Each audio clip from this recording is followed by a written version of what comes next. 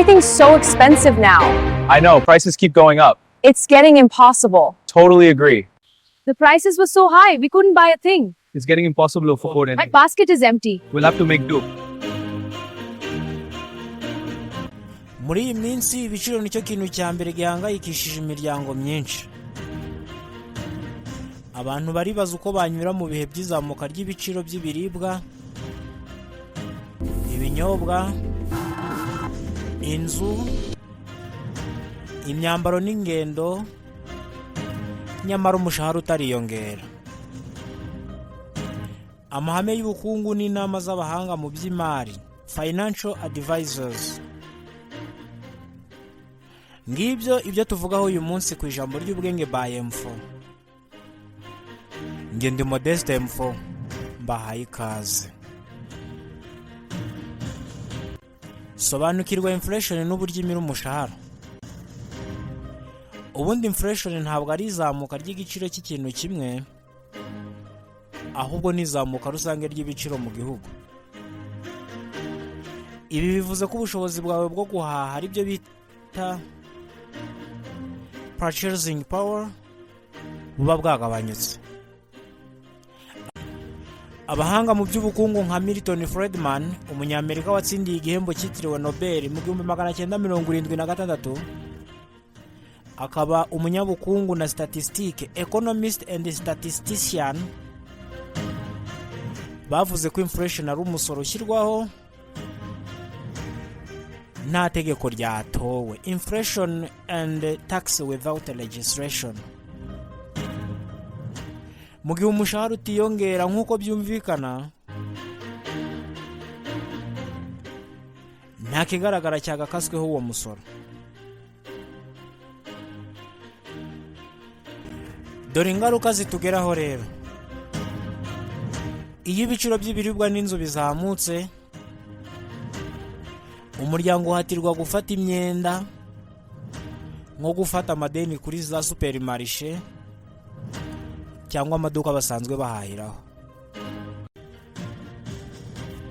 Kandi nabwo rimwe na rimwe ubaha ideni akagira udufaranga arenzaho ugereranyije n'abahita bishyura ako kanya. Abayitwaje ko n'ubundi ntibabyanga kuko ntayo bafite yo kujya kubaza ahandi uko ibyo bintu birimo kugura. Bitaba ibyo bakagabanya ubuziranenge bw'imirire, uwaryaga inyama akazisimbuza amagi cyangwa indagara, mu gihe uwaryaga indagara nazo zibura.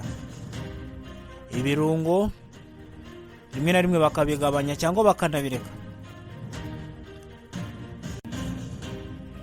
Ikindi kintu gikomeye ni ukugura utuntu duke duke.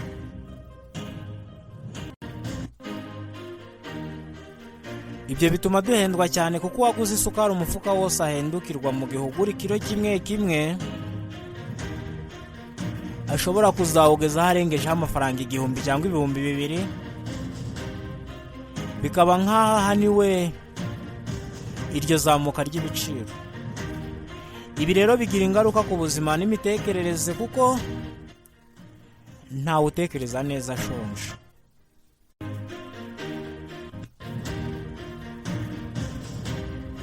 Inama tugirwa n'umunyamerika wabaye mu senateri Elizabeth Warren mu gitabo yasohoye muri 2005 afatanyije n'umukobwa we Amelia Warren Tiagi,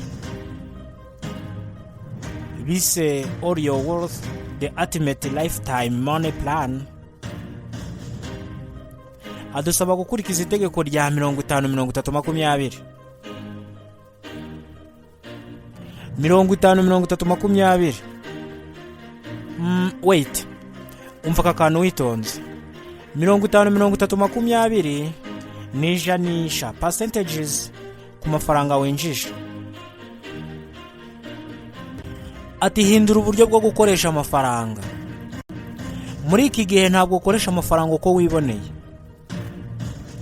Umwanditsi Elizabeth Warren yamamaje itegeko rya 50-30-20 rifasha mu gihe ubukungu butifashe neza. Aho ibiciro bikugoye 50% byayo winjije yakoreshe mu byihutirwa nk'inzu, amashanyarazi, amazi, ibiribwa by'ibanze n'ingendo.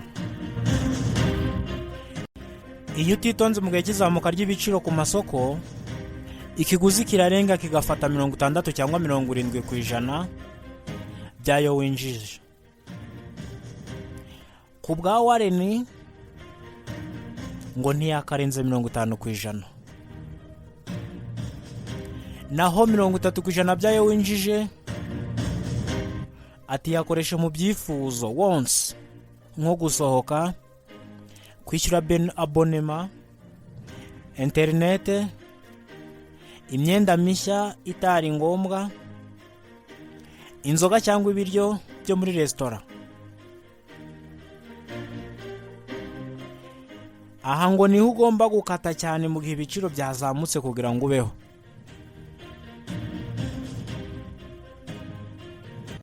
Ati 20% asigaye byayo winjije yakoresha mu kwishyura imyenda no kubika. Ibi nibyo bikurinda mu minsi izaza. Undi muhanga ni Dave Ramsey mu myaka y'1900 avuga ko mu gihe cy'ikibazo crisis ugomba gushyira imbere the four walls, inkuta enye. Izo nkuta ni amafunguro, inzu,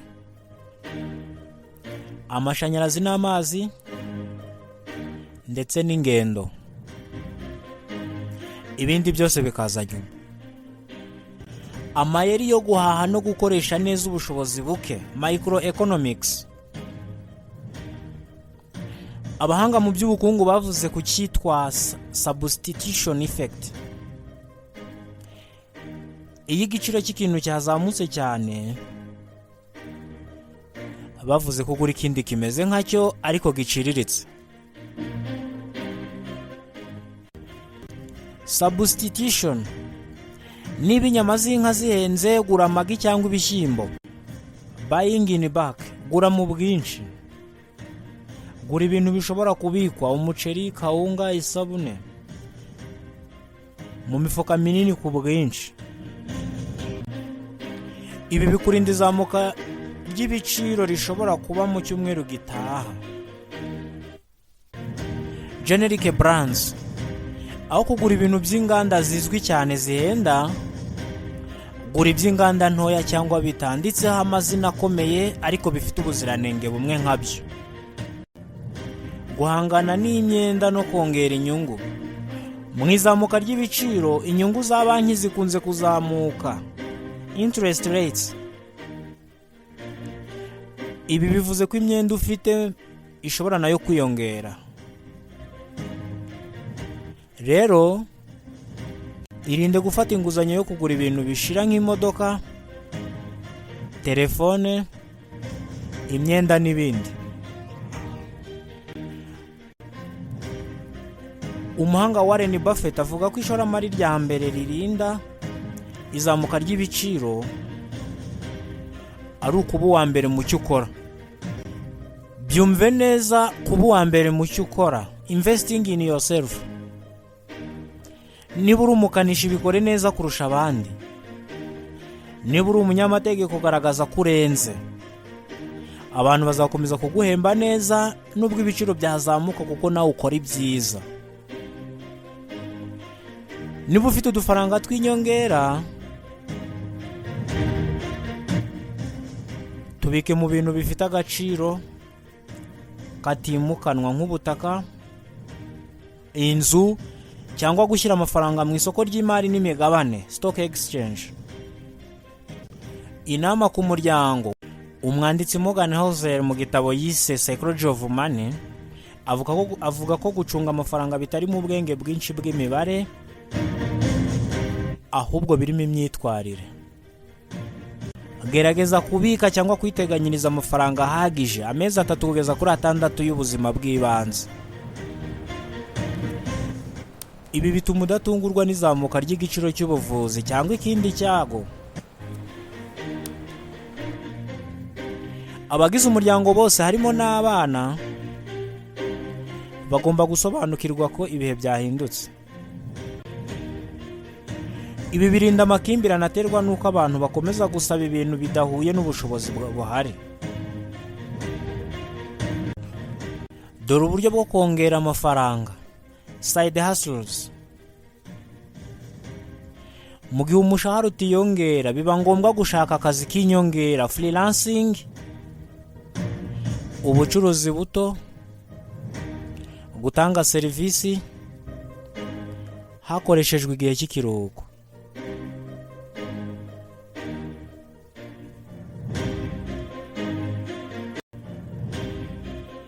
Nawe wakwisomera ibindi mu nyandiko The Wealth of Nations ya Adam Smith kuri substitution effect. Wanasoma kandi All Your Wealth Elizabeth Warren kuri rya tegeko rya 50-30-20. Ahandi wasoma The Total Money Makeover cya Dave Ramsey kuri emergency funds. Wabishaka ugasoreza kuri The Psychology of Money cya Morgan Housel ku myitwarire y'abantu ku mafaranga.